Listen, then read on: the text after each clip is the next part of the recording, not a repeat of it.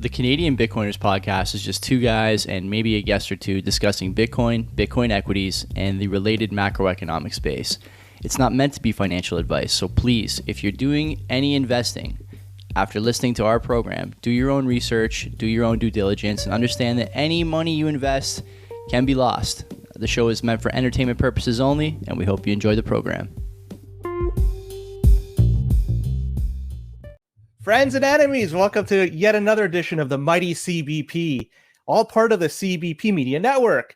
And today you're in for a treat because I got Praveen Perera coming on the show. Praveen is just a ball of energy. He's dynamite. He's going to hopefully talk about a lot of topics that will hopefully enlighten you and entertain you at the same time. But before I bring him in, there's a couple of things I want to talk about, which are our two sponsors.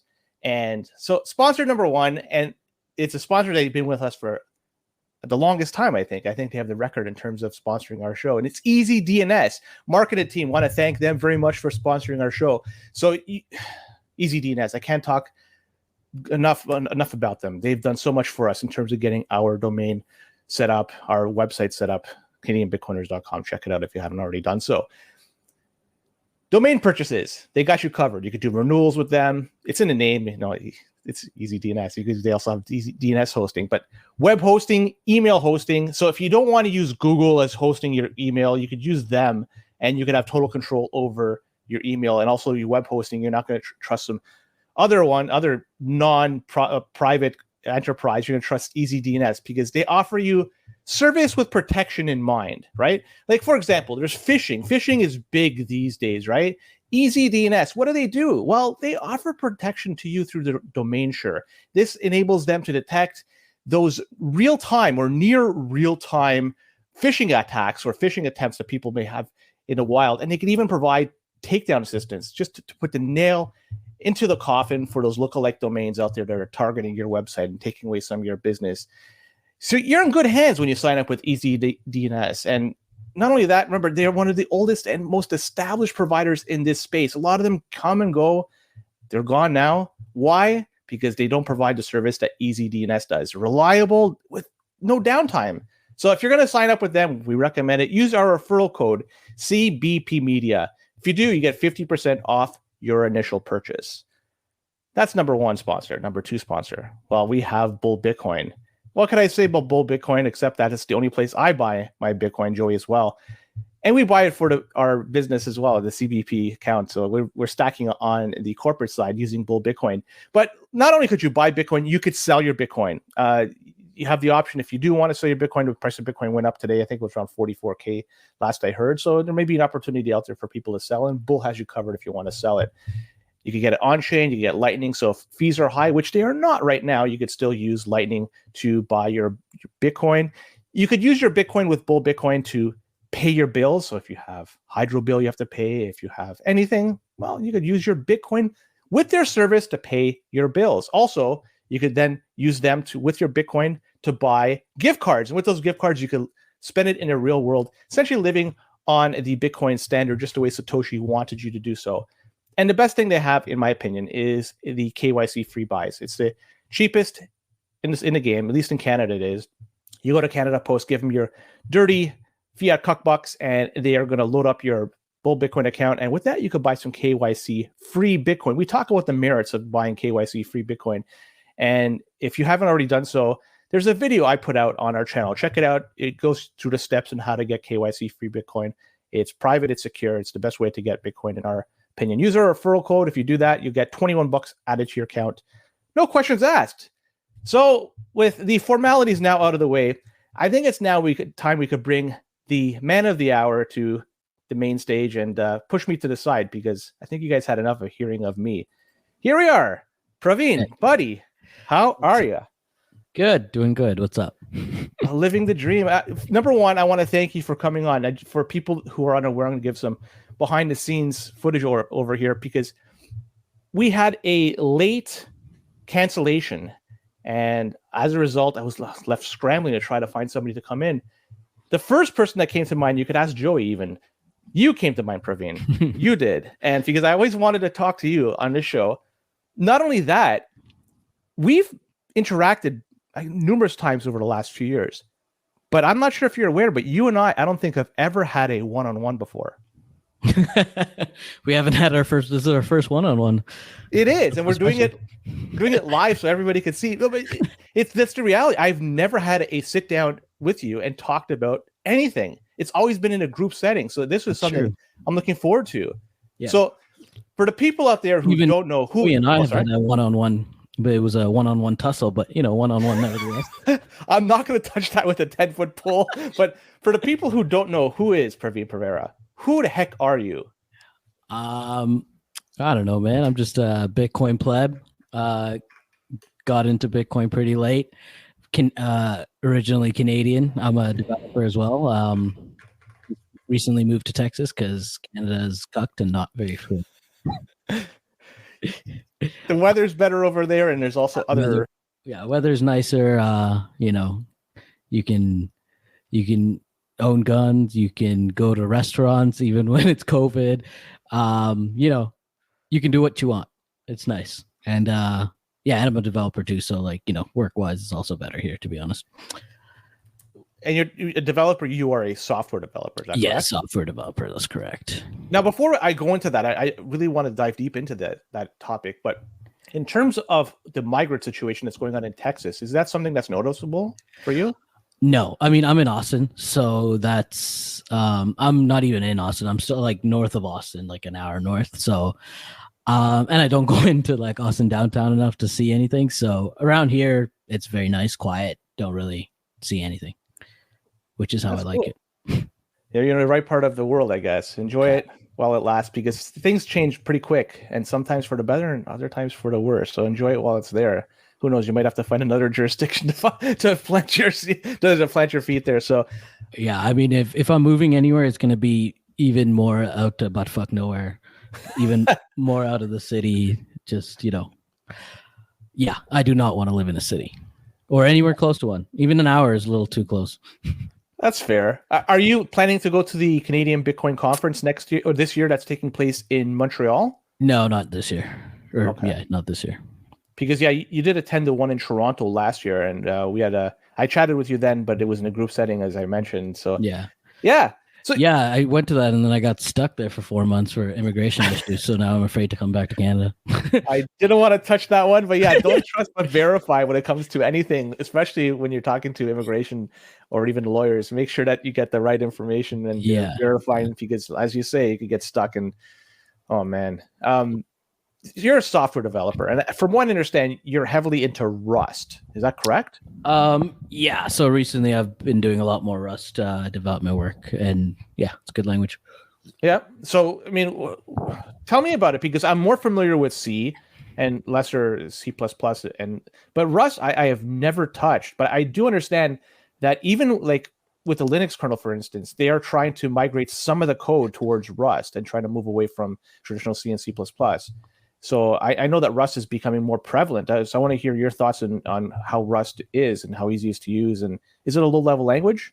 Yeah. So it's a low-level language, mostly, I guess, a replacement for C, and kind of pertinent to what we're talk about. But I don't know if you know, Microsoft released this study saying basically 70% of all bugs are memory-related bugs. So if you're familiar with C, you have to init the memory, de-init the memory, and if you do it at the wrong time, you get problems, right? So Rust, one of its main features it started out as is basically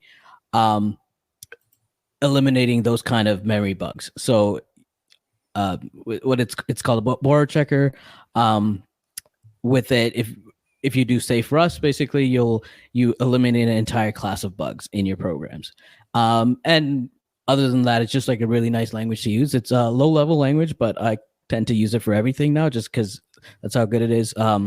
Anywhere from web stuff, CLIs. I like to use it for everything, and it's been picking up more and more in the Bitcoin ecosystem as well. Bitcoin, Nostr, a lot of people using it.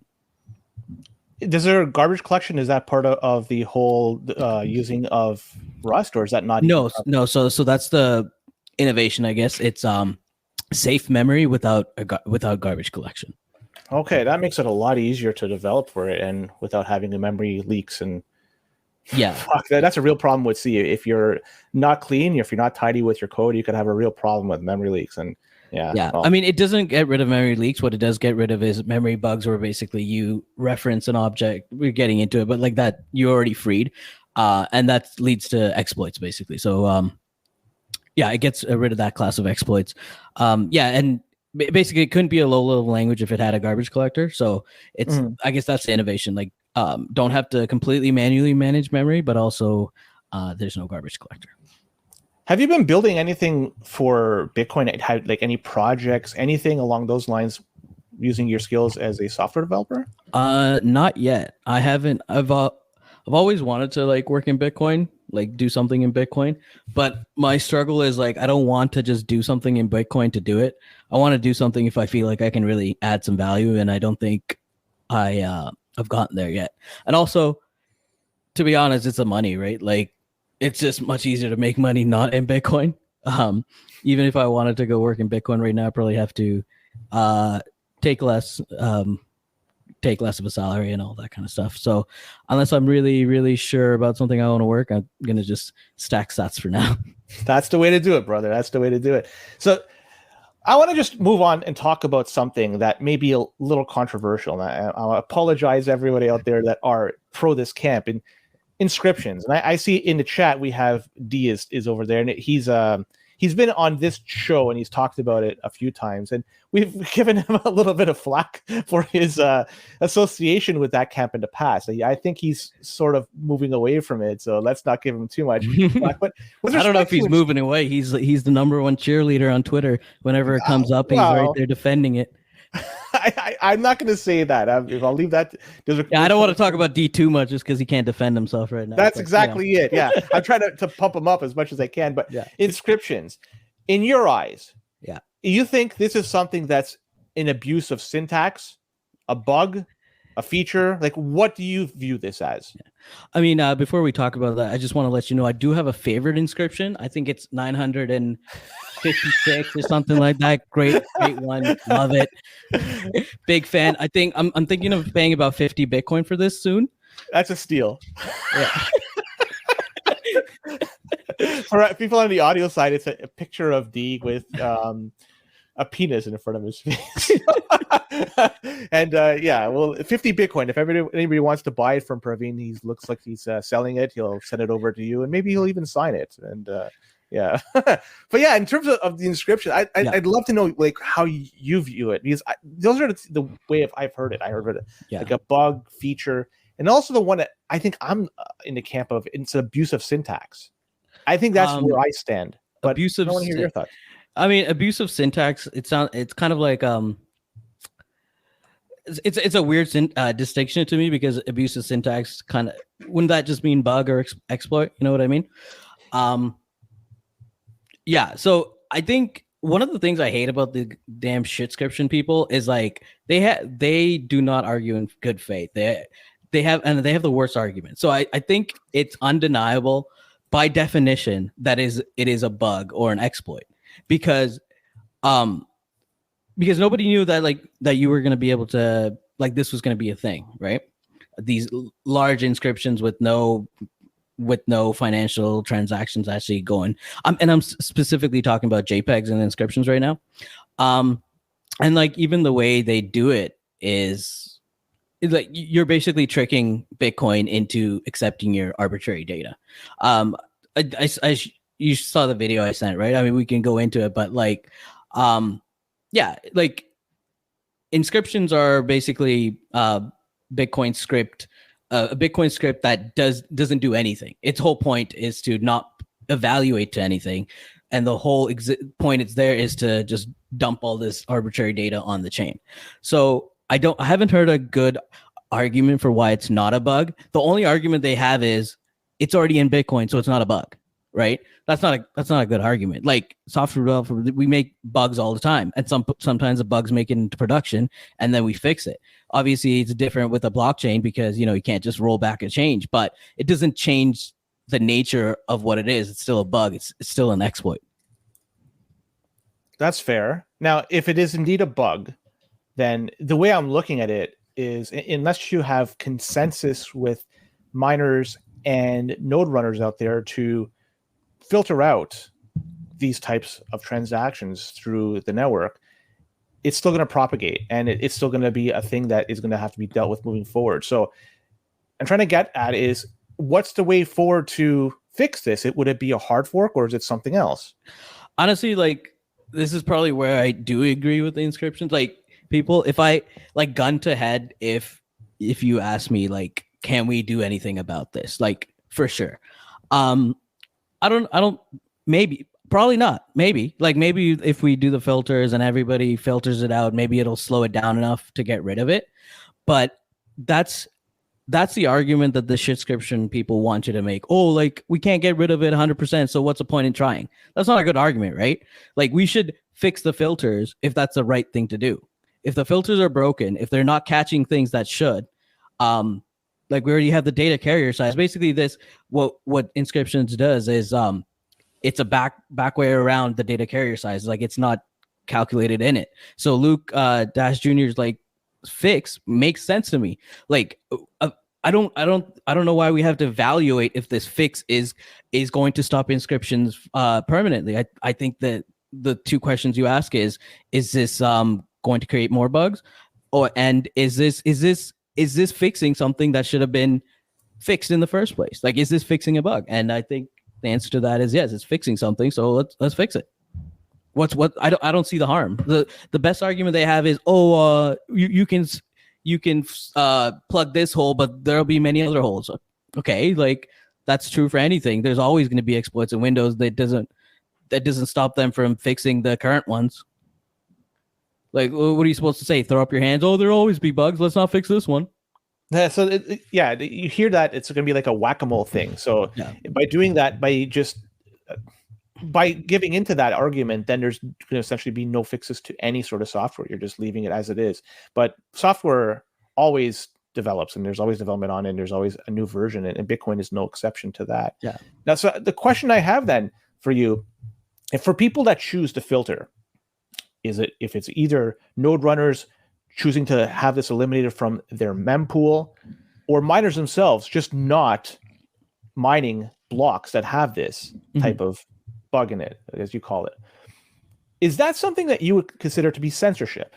No. It says, going backwards a little bit, I think it's great that individual node runners can add their own filters and stuff, but I think it should be fixed in Bitcoin Core. Like, it's a bug that should be addressed, right? There's a PR, just merge it. No, that's another argument I hate that the shitscription people make. Oh, I thought you were a Bitcoin Maxi, all about freedom, but you want to censor. We're not censoring anything. Bitcoin is a protocol of rules without rulers. There's no financial I'm not picking and choosing, oh, I like this financial transaction, I'm gonna censor it. Like, or I don't like this. I'm not arbitrarily censoring anything. I'm fixing a filter. I'm updating a filter. Filters are already there, right? Nobody's calling those filters censorship. And the big thing is, even with BRC20's inscriptions, like, Bitcoin is not really being exchanged. Like, how much Bitcoin is being sent? Like 500, like 10,000 sats maybe. And that's the only reason they do that is they have to do it to get around the system, right? Like, it's not. I hate that argument. That is censorship.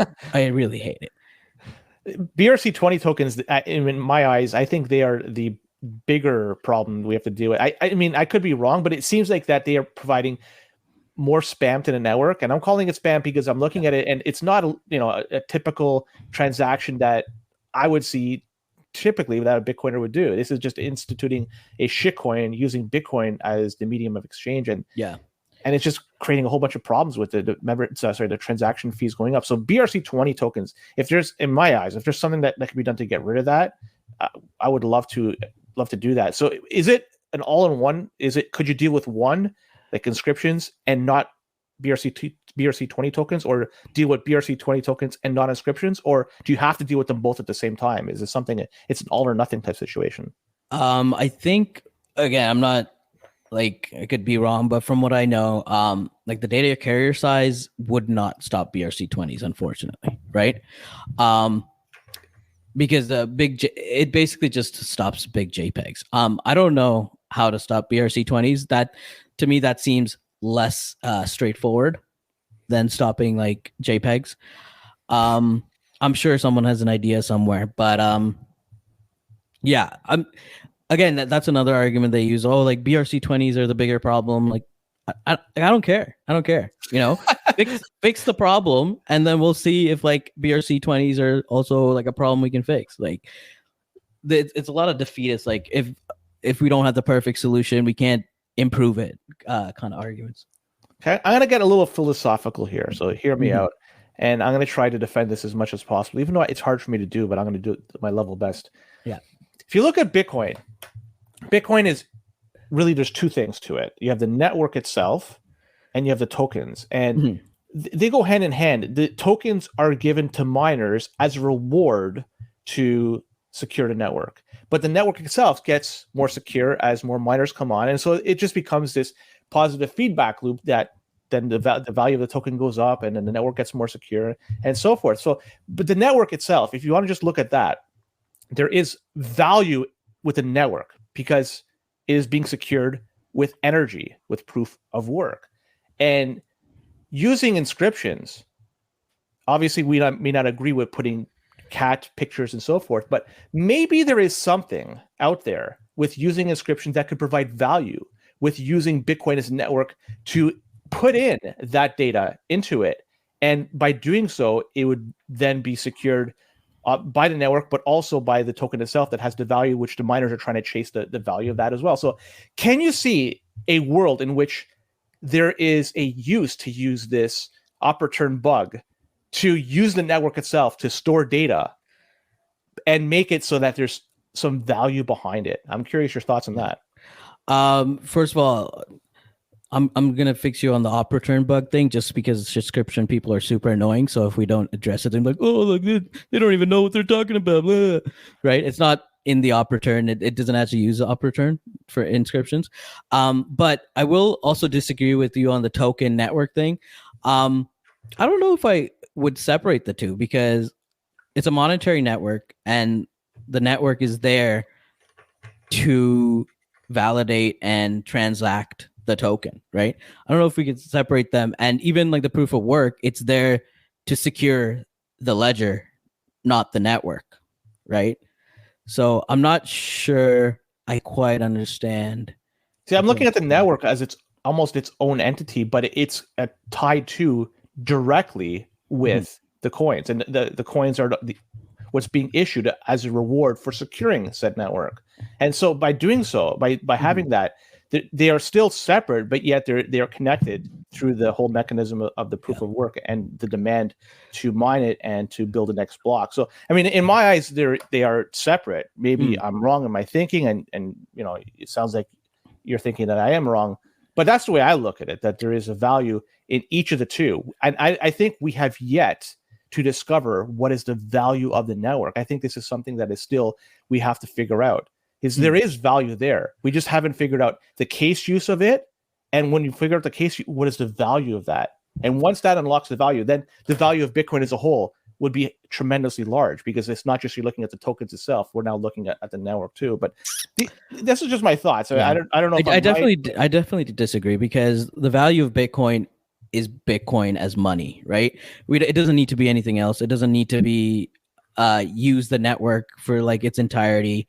The proof of work secures the blockchain, which is the distributed ledger, right? The network, if you're including miners and nodes, they're all just validating it, right? Or miners are making blocks and the nodes are validating. So I don't want to say that there's value in the network. I think Bitcoin is money, and I think it's great money, and it should remain that way. And I don't think it needs to be anything else. That's the main thing. Why does it need to do JPEGs and stuff? Like, this is a huge problem we're trying to solve. Like, if we solve this problem, like, we're gonna unlock so much human capacity. Like, we don't need a network. We don't need to distribute it. What are we gonna do with it? You know, we don't need it. Like, the money thing is much more important. Let's focus on that. Let's have perfect money first. We don't need Nostr. Nostr is a network. You know, that's a distributed network. That value for that is there. So yeah, I disagree. Okay, that's fair. Since you brought it up, let's talk about Nostr, because Nostr is, for people that haven't yet used it, is a network that they have the ability where you can communicate a la Twitter or X these days. That's the new name of it. So you could use it, and it is a totally decentralized network in such that you are not relying on a server to provide you with the algorithm to feed you. So it's just whoever you follow, that's what's going to be fed to your timeline. And it's generally, if you use it, it's clean of any spam. There's spam there. It's clean of any noise. The people that you follow is generally what you hear. And if they're all providing you signal, well, they're just going to be all signal, very little noise. So maybe I said it wrong. It's going to be high signal, low noise on Nostr. But anyways, I used it quite a bit. I've since stopped using it a little bit lately because of time constraints. You're a big fan of it, right? You use it, you communicate it. I want to hear your thoughts about it and what you think is going to be happening moving forward with it, because there seems to be a lot of potential here that could be unlocked with Nostr. I like to think of myself as a Nostr realist. The tech I think is cool. I think Nostr is cool, and I think it has a lot of potential. But I don't want to lie and say like I use Nostr more than Twitter. I definitely use Twitter more. But maybe that's because the algorithm pulled me in. Nostr is mostly Bitcoiners right now, but like it's I don't like the people like that shit on Nostr for where it is right now. That's like those people that like when the internet came, like, oh, what are you gonna do with this, right? Nostr has a lot of potential, and a lot of people building on it. A lot of building going on, and I think it has a lot of potential. I don't know about the signal to noise. I think the nice thing about it is it's very like choose your own adventure, right? You when there's different algorithms, you'll be able to choose what you want. And right now we're only doing basically Twitter clones mostly, right? But there's a lot of other stuff that's coming that are being worked on. And the nice thing about Nostr is that you can build apps that you couldn't build with like Web 2 technology, like right? Mostly because a lot of people think Nostr is just Twitter, but because it's so simple, it can be used for different apps, and then all these different apps can pull from each other, right? So I don't know if you've heard of Highlighter, but basically it lets you it lets you highlight the web, right? So you see an article, you make highlights, and the app will show you the important stuff from that highlight. So what people can do is you can subscribe to someone else's highlight feed, for example, if that's what you wanted, right? Or you can use that in another Nostr app that does something completely different. So so I haven't replaced Nostr Twitter with Nostr, but I think there's a lot of potential there, and I wouldn't dismiss it. I think it's too early for anybody to totally get rid of Twitter/X and use Nostr. Nostr is, by comparison, it's an infant, and there's still lots of growing that has to be done to make it. If you're just using it as a tool for communicating, like what you do on Twitter/X, so Nostr itself, it's hard to compare it. I mean, you can see there are comparables, but it's just you're looking at a minor leaguer versus an all-star. It's just two different things. That's the reality of it. But the potential is there, and I think we both agree to it. Yeah. And Jack Dorsey is he's building up on it, or even putting his money where his mouth is. I'm not sure if you're aware, but he's funding some projects with respect to Nostr. Like, he's very fond of Nostr. And I find it to be rather interesting, given the comparable between Nostr and Twitter, and his relationship to Twitter, now and no longer, but at one time, he was the CEO and he was one of the founders of Twitter, from what I understand. So the fact that he's on Nostr, and he's a big proponent of it and trying to fund projects to make it better, I find that to be rather bullish. Are you aware of anything that he's funding that specific, just to make things better? I'm not sure. I'm not sure about this. Don't quote me, but I think his money is going through the OpenSats Foundation, and they have. Yeah, I think you're right. So whatever they've funded recently, I guess you could say Jack funded. Yeah, it is interesting. And the other interesting thing is he also has like a distributed social networking thing, Blue Sky, which like that's the the really, really blue-haired people left Twitter for Mastodon, and like the slightly faded blue-haired people went to Blue Sky. I've heard of this. I don't know. I didn't even know what it was, to be honest. Mostly like the tech people, and he also has like Web 5, which is like indirectly competing with Nostr. So I think it's interesting he's funding all that, which makes me think he maybe he really is a good guy. Just wants to he just wants the best product to win. Yeah, agreed. And that's actually best for humanity in the end, Yeah. because he's trying to push for something. So yeah, I totally agree. CTV, check, template, verify, covenants. Right. This is something which I think it's making a lot of headway these days. We see a lot of the Rubin pictures out there that are just associated with all this. And I want to hear your thoughts, because for people who aren't aware, I'll give you like the best. Sorry, I'll give you a very basic understanding, and maybe you can correct me if I'm wrong. It opens up a lot of potential that this CTV does, and one of it would be, for example, where you could essentially have only your Bitcoin sent to a particular address that you choose. So no other, it has to only go to that one. And that's just one example. And for the reason of that would be, if ever your keys are lost, it would then, if they move the Bitcoin, it would then only go to the address that you choose. So by doing so, Bitcoin would be better protected. That's the idea. But so that's one of the things behind it. I'm curious to hear your thoughts on CTV, because this is, like, as I mentioned, it's making a lot of noise on Twitter these days. Yeah. So technically, I really like CTV. I think really good. It brings really good things. Not just the volts, but scaling and all that. I forget what podcast, but an analogy I heard was basically when bank robberies started happening, they would control the size of the vault door, because that would determine how much gold could leave. So CTV kind of gives you a version of that as well, because you can decide how much Bitcoin can leave per block or per transaction and stuff like that. And the other thing about volts, is what you're describing. You could have like you can have all these complex spending conditions. Like you can spend X amount in the next 10 blocks, but if you want to spend more than that, you have to wait 100 blocks, and it can only go to address A, B, C, or D.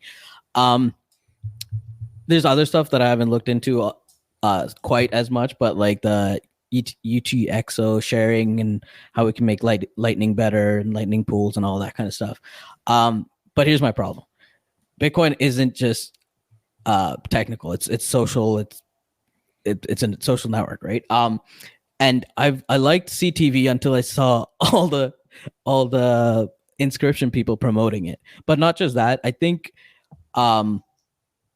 the inscription saga should have taught Bitcoiners a lesson, including me. Because I remember when we were all so excited about Taproot, and yes, this is possible without Taproot, blah blah blah, and CTV is not as a big change, but it was still an unforeseen consequence, right? Having a 4 meg wizard on an entire block was not possible with a Taproot, and nobody knew that would happen, right? It was an unknown, and then it reared its ugly head. And now everyone's so confident because CTV is a small change that they've thought of everything. There's no unknown unknowns. It's an arrogant way of thinking. I don't like it, right?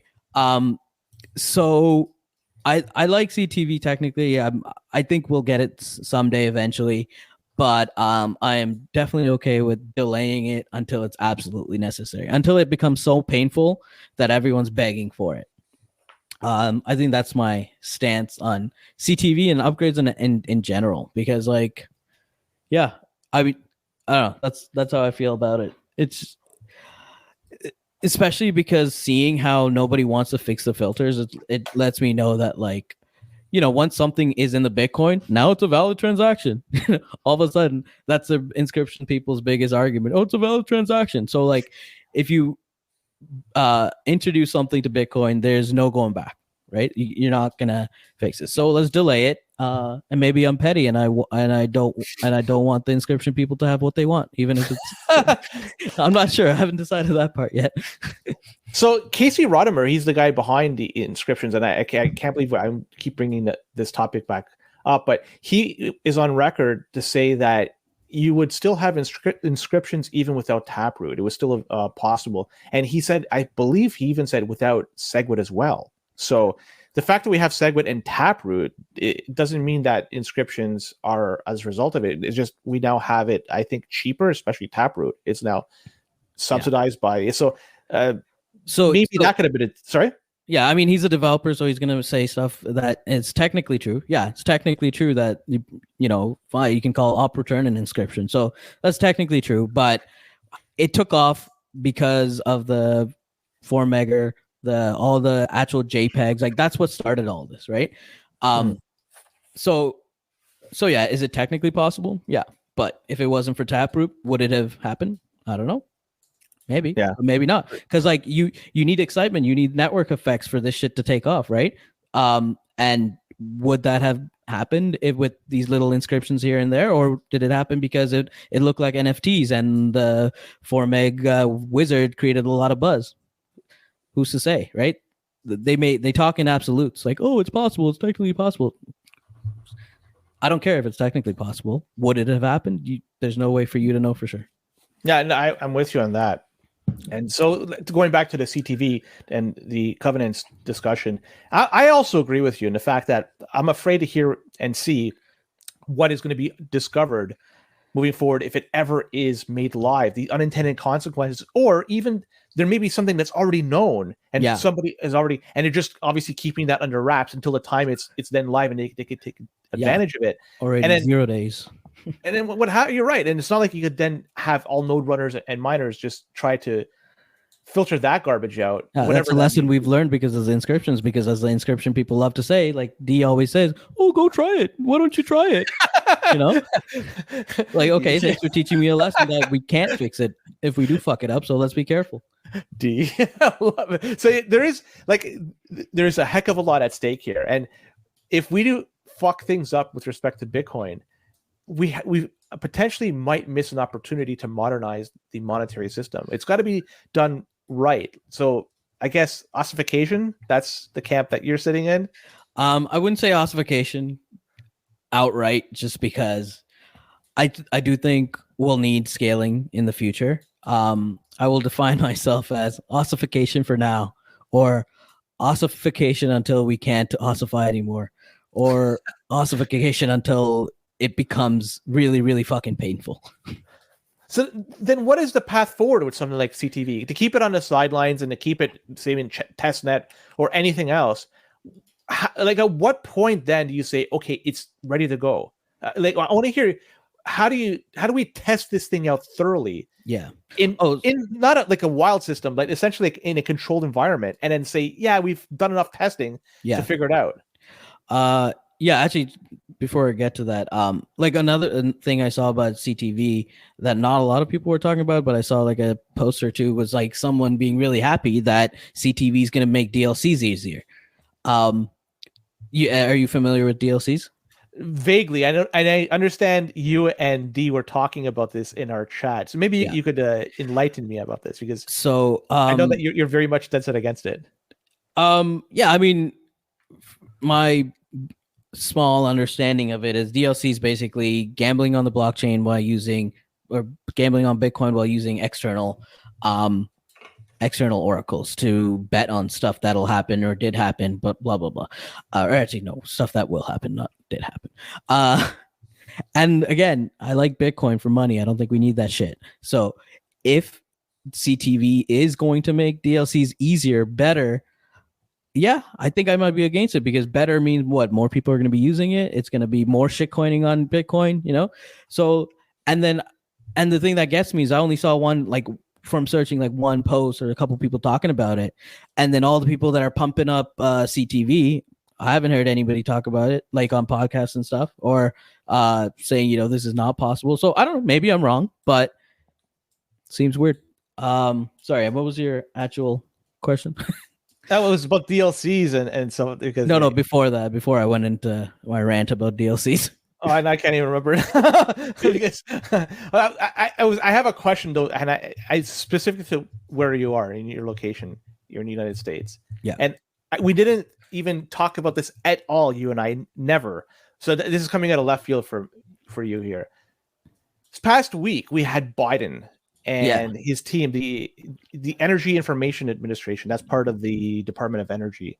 And they're going out there, they're asking for a voluntary survey to be done it's an emergency collection of data requests, and with respect to Bitcoin mining operations, because of the amount of energy they use. Now, I'm talking about this because I want to talk a little about the decentralization network that we have with Bitcoin, where essentially anybody could run a node or anybody could run a miner. Now, what they're doing, what they're trying to do here, I suppose, is try to gather as much information as possible with respect to all the mining setups, all the mining operations they have over there. I want to hear your thoughts about this, because this could potentially have a major impact about what's going to happen where the mining is going to be taking place in the world. And right now it's predominantly in the United States. Yeah, I don't know if I have a lot to add to this, just because I'm not very. This is the first I'm hearing about it. Yeah, this is quite large, and you being in a great state of Texas, there's a lot of miners over there, and this could potentially impact them over there because they're going to be collecting information. And once they have this information, could it be maybe a Bitcoin mining version of 6102? I don't know. Yeah, maybe I'm selfish. Like I don't care. Like I don't care where the mining is happening. You know what I mean? It's good for Texas that it's happening here right now, but if Biden goes down this route and he wants to screw over all the miners in Texas, that sucks for them. But I'm not too worried about it. Like, Bitcoin's survived it before with China. It'll survive it again. But it would make me question, if I was a miner, it would make me question, setting up shop here. Makes you also wonder why Ocean is a U.S. company. Like, why didn't they? I guess it's because it's the easiest place to get investment. But it seems like with everything in the, what's the phrase? It's written on the wall, right? You would think that they might have considered other jurisdictions. Yeah, I didn't realize that they had set up shop in the States, because as a mining pool, they could basically do it anywhere, like the Cayman Islands or something.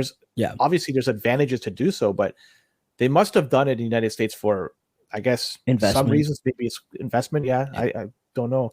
What are your thoughts on ocean mining? Because they've ruffled a lot of feathers and they created a lot of waves, and no pun intended.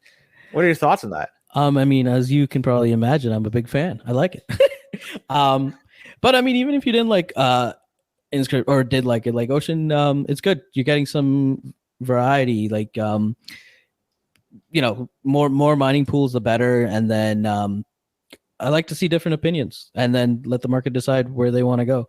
And then miners being able to do their own block templates, that'll be a big thing for decentralization. Mm-hmm. And the fact that, I mean, they're not able to do it just yet.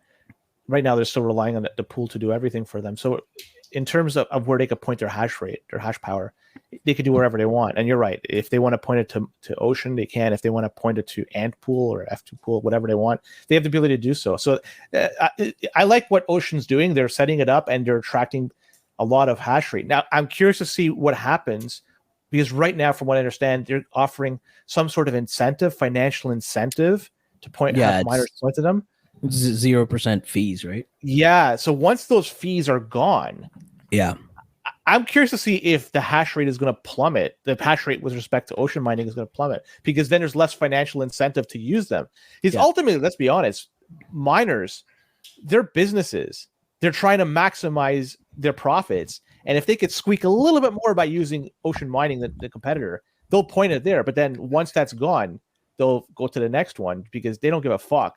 Yeah, for the most part. I think that's so. I'm curious to see what's going to happen once. Maybe you can. I'm just reading the chat as well. Mark's bored apparently. Mark's chirping us. I'm bored. Well, yeah. So maybe you can make an argument for maybe if the miners are really low time preference and they think this, mining with this pool is going to be better for Bitcoin in the future, maybe they'll. But I think that's a pretty thin argument. But you're probably right. They gotta pay the bills. Yeah, tunnels. They want tunnels. No tunnels talk here. We're gonna get kicked out of YouTube so fucking fast. So let's talk about scaling. I think this is something we might not totally agree on, because that's good. We're agreeing too much. Well, we are. I suspected that was going to be the case, but this is a topic I think that we are going to dig in our heels, and there's going to be a little bit of a battle, because with respect to scaling, there is an issue right now with Bitcoin. Obviously, the on-chain, the layer 1 is not going to be sufficient enough to onboard billions of people. If it ever happens, then the transaction fees would be through the roof, and you'll never be able to get a single transaction processed. So there's other options out there that are currently being talked about, like Fedimints, for instance. And I'm not a big fan of it. It's a trust model that I don't like. But there are a couple of them that are in existence and are being used. One namely being Lightning, and I'm a fan of that. Another one being Liquid, and I've talked about that at great length. So I want to hear your thoughts about these scaling solutions, because I think I know where you stand, but I want to just make sure everybody's aware where you stand, so we could maybe butt heads on this one. Yeah, I don't know if we disagree too much, to be honest, actually. Scaling, yeah. I don't know. Scaling, definitely a problem right now. Lightning, great on paper. It's just not great to use non-custodially. I don't know the answer. Like, that's the thing. I think like upgrades like CTV and any Prev out and stuff like that will make Lightning easier to use and just nicer to use. But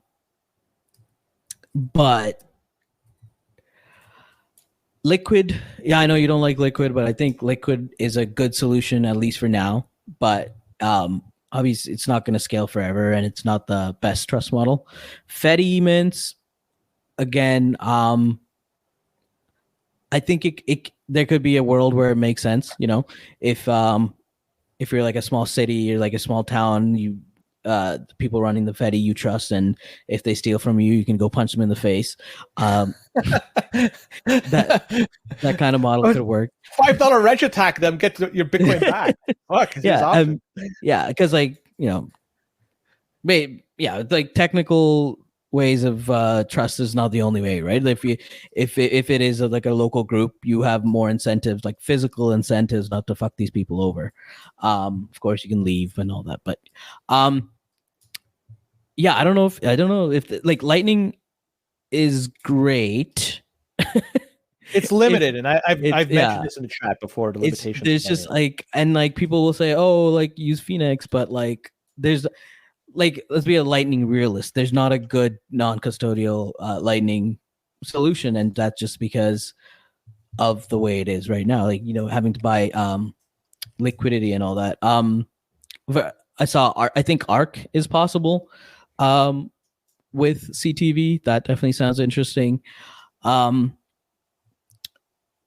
Yeah, but I think I mean for again, like don't let perfect be the enemy of good, and Liquid is good enough for now. So I think that makes sense as a temporary scaling solution, even if it's just for stacking when the fees are really high. So you kind of use it as like an intermediate pool, buy into there, and then switch into Bitcoin.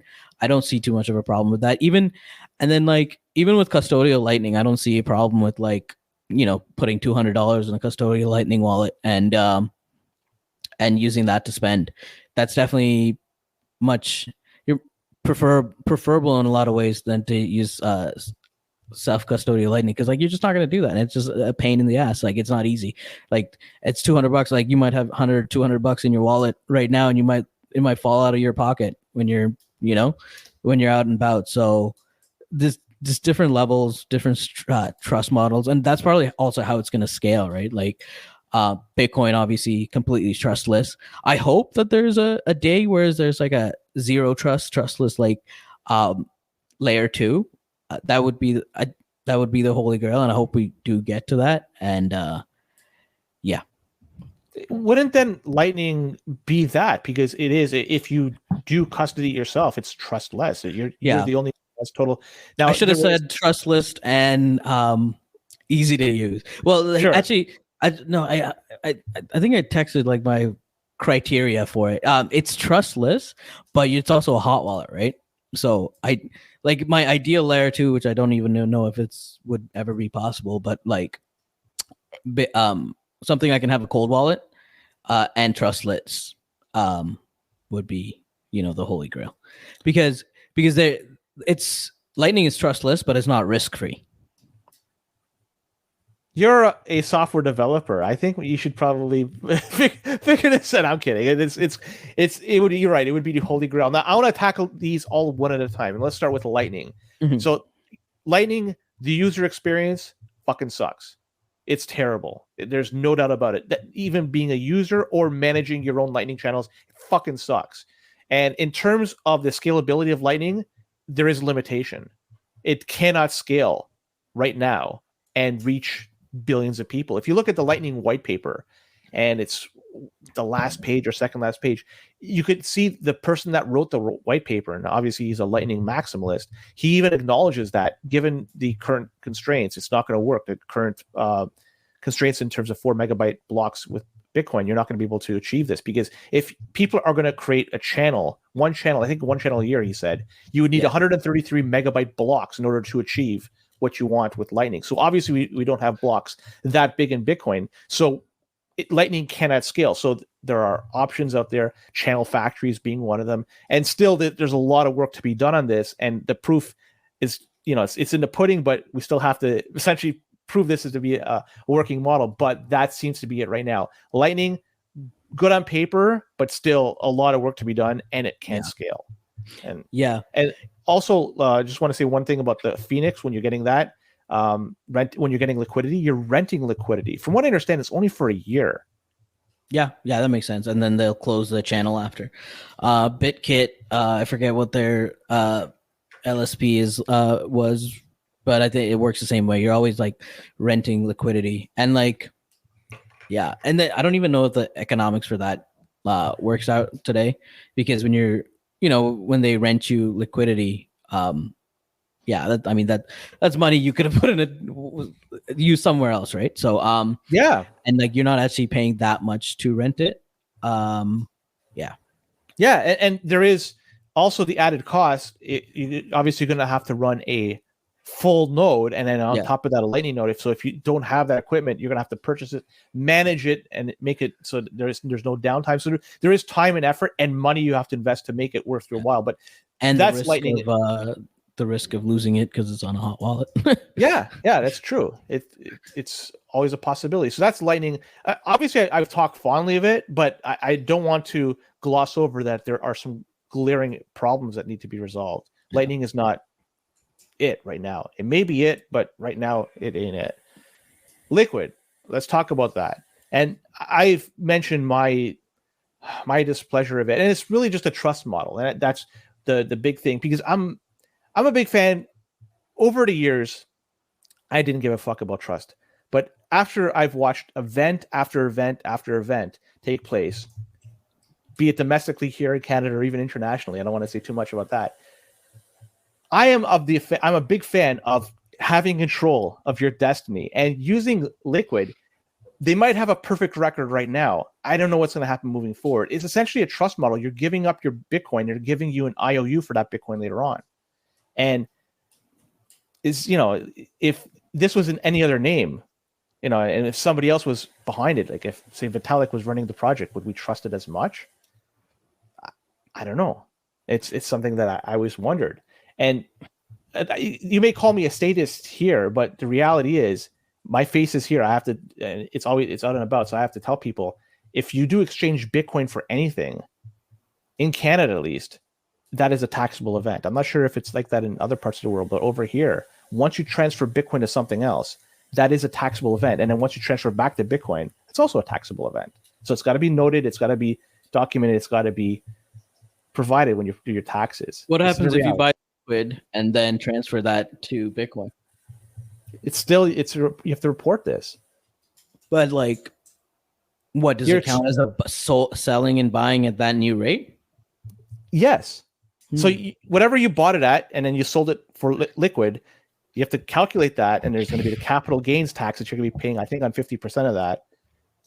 So it becomes an administrative headache. Now, if you're using KYC'd Bitcoin, good fucking luck, because that information theoretically is available for CRA or whatever tax man out there to find that information and fuck you over if you didn't report that. So again, this might be the statist to me, but this is the reality of it. I'm not going to tell people to fucking willy-nilly do it. You got to also adhere to the laws of the land. This is unfortunately. But that's also true if you buy anything with Lightning then. Correct. You're spending Bitcoin. Yeah. I'm not gonna get. Yeah, it's true. It's taxable, but like, that seems like a pretty easy technical problem to solve, though. Like, especially if you're like bull, like you just need good reporting, right? So you can report it. And I don't think you can be losing much because it'll even out with the Bitcoin ups and downs, hopefully. Who knows what the buy price was when you initially bought that Bitcoin and now transferred over to, because you could have bought it years ago. That's why I'm here. My face is here and it's in public. I don't want to tell people go do it and there's going to be no consequences. There potentially is. Just make sure you adhere to whatever laws there are, because if you don't, yeah, it's gonna get fucked. That's fair. But if you're doing KYC, I'm sure like that wouldn't, whoever, like I'm sure Bull can give you a report of when you bought it. But I'll tell you what I disagree with you on with regards to Liquid is, yeah, I wouldn't tell anybody to put all their life savings in Liquid and keep it there forever. But yeah, it's not perfect. But like, other than the tax issue, what's wrong with keeping couple hundred, couple thousand, whatever, just keeping some in there, and then transferring it out to Bitcoin every month? I wouldn't trust wrapped Bitcoin. I wouldn't trust anything else that's not Bitcoin. If it isn't Bitcoin, if I don't have the ability to manage it and control the keys, close the channel if it was Lightning, yeah, I'm not for it. I want to have total control of it. So you're just willing to take zero risk on that, I guess. I want to minimize my risk. What about $200 on a custodial Lightning wallet? I'm not a fan of it. Anything that's custodial, you're having somebody else manage it and you're trusting them. My opinion, this is just mine. Everybody's different. I'm not a fan of it. I want to have total control over it. And the reason why, I used to one time be a gold bug. Mm-hmm. And I used to think that there was merit in holding it and so forth. But two events took place in the past few years that really changed my mind. And this has also changed me into who I am today. Venezuela had gold, still has gold, in vaults in London that they cannot repatriate due to political reasons. Ditto for Russia. That is the gold that they purchased. Yeah, it makes sense. They had it. We all agree on this. Like, yes, keep your life savings in Bitcoin, but like, you're making a calculation when you're using custodial Lightning or Liquid. The custodial Lightning is like you put a dollar value on the risk you're taking on that $200, right? That's probably going to be less than what you're paying to rent the damn channel, right? That's fair. Same with Liquid. Put a dollar value on the risk you're taking, keeping $1,000, $2,000 in a month. If that dollar value is less than the fees you're going to be paying, mathematically, I feel like it makes sense. And like, but again, like nobody's saying keep all your money in Liquid or custodial Lightning, right? Like, yeah, agreed. We all like, we're Bitcoiners for a reason. Like, yes, we want our store of value to be 100% secure, not your keys, not your coin, all that. But yeah, I'm with you, and you have to obviously weigh the pros and cons and the amount you're going to put in it. And you're 100% right. My approach may not be the right one for everybody. That's just, it's more of a matter of principles, and this is what I'm going to stand, the hill I'm going to die on. I guess. Yeah, I understand you're saying, like, I just don't get it. And like, yeah, as someone was saying in the chat, like the incentives don't make sense. Like, what are you gonna like rug $200 from like 1,000 people and now your business is dead? Liquid, you're gonna get rugged and your entire business. Like, incentives don't make sense. I don't understand your principles argument. Like, we all agree, in principle, not your keys, not your coin. Like, yeah, keep your shit safe.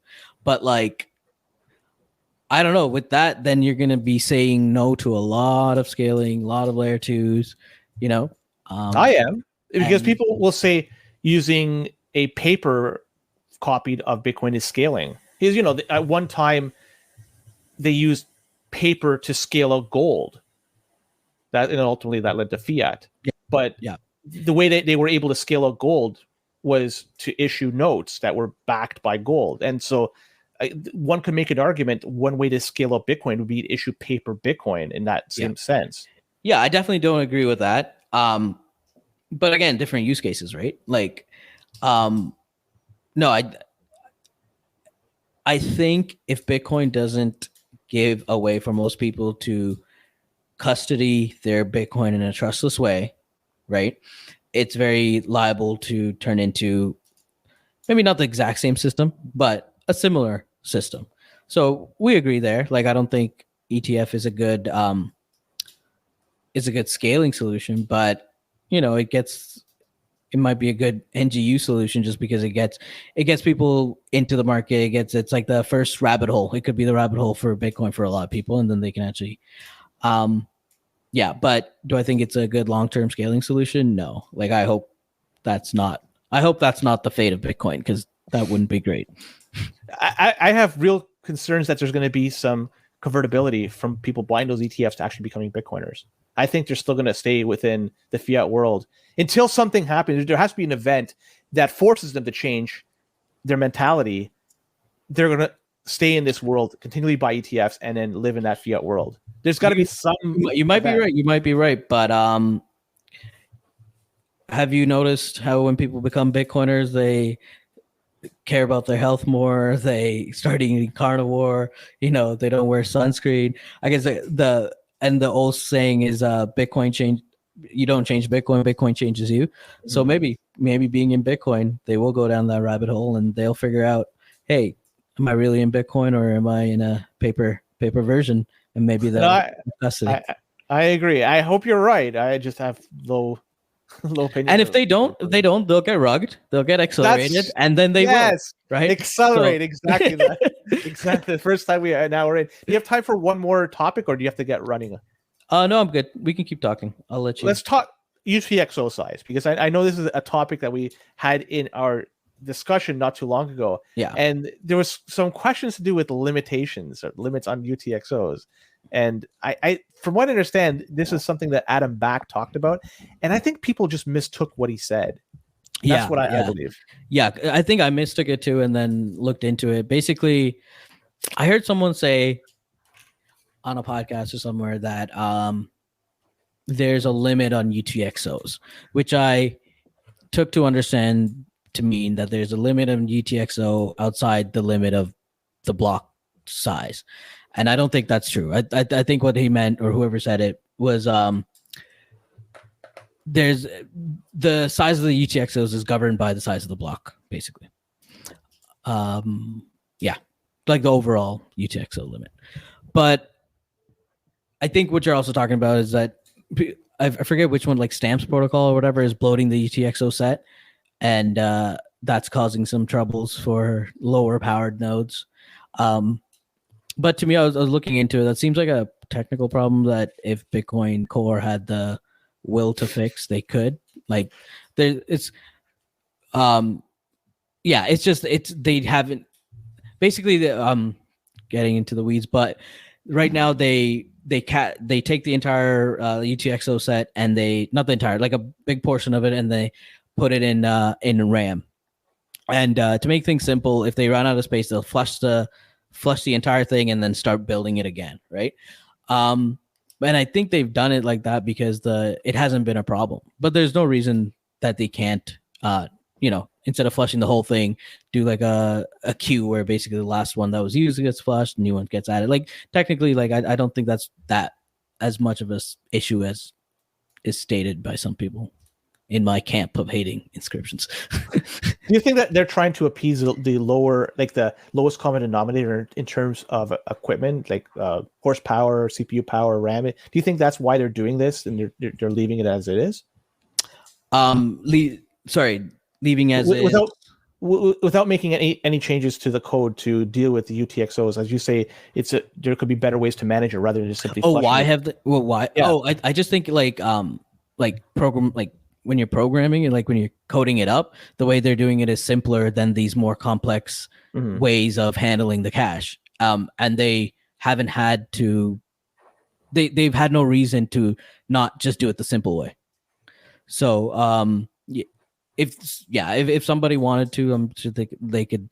Like, I'm not saying it's easier, like everybody's volunteers, but like to me it's a technical problem, not like a consensus problem or whatever problem. Let's get you to get all riled up against the core developers, because I think there are there's been a number of times I've seen you say comments about the core developers that you've been negative towards them. I want to hear your thoughts about them. What do you think about the core developers and if they're essentially good for Bitcoin long term? And well, I have no be unhinged. I'm not gonna say I'm not gonna say I hate all the core developers or whatever. I just don't like the arguments I've been seeing. And again, this is coming from D a lot of times. They belittle the people that come from a less of a technical background and come from a philosophical background to say why they don't like inscriptions, and they shut them down like, oh, you don't understand what's going on. Look, me, I'm the developer, I get it, and I say you're wrong.